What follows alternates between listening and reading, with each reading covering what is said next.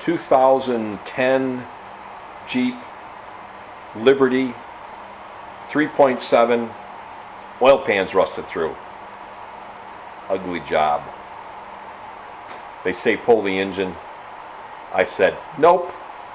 Let's see if we can get it out without pulling the engine.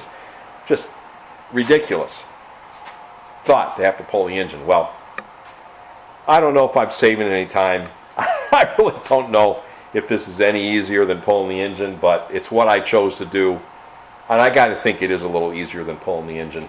I'll show you what I did here. I took the front differential out.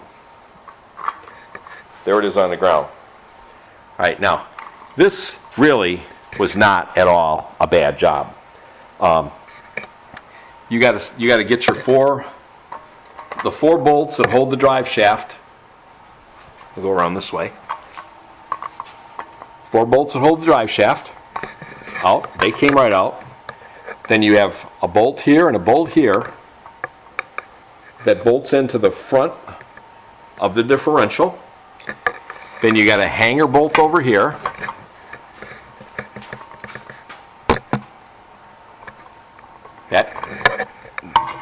That came right out. And you got another hanger bolt right here. But stupid Jeep, when they put it together, they put the head of the bolt on this side, so you couldn't get it out. I had to cut the bolt off and then drive it out. And you got to release your steering rack. You got to get that, so because the bolt has to come out and it won't. See that big nut? There's one like that over here. It was in the way, so you just take that nut off, and that bolt holds your steering rack. Then the nut is on the end of this bolt after you've cut the head off on this side, and just drive it out. So I'll put a new bolt in going this way. All right, now the fun part.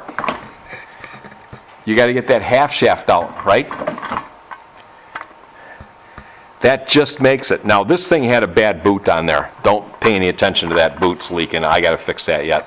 That thing was the ring had come off of it. So that's a separate job. You don't have to take that off, the boot off, when you do it.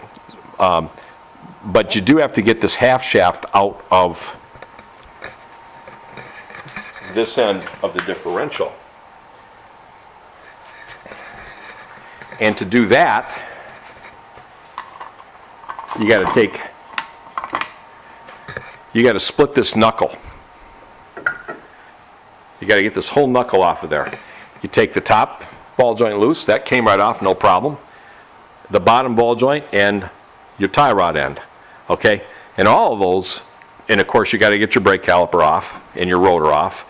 And you got to unplug your ABS wire up on top, because this will never come off of here. That's easy enough. You can see the plug up there. That was easy. And then what will happen is this whole knuckle will come out enough for this to disengage out of the end of the differential. And then the differential will swing right down and slide right off. See, that's the other end of it. It just slid right off of the shaft. You don't have to do anything over here. And now, with the differential out of the way, that oil pan was a breeze. Bolts came right out. You got to take the pickup screen off the pump while you're taking it out. It's just one bolt. You got your pickup screen, you got one bolt that goes up in there that holds the pickup screen into the oil pump. You got to take that out so that when you drop your pan down, and then you got a nut here and a nut here that holds the pickup screen up.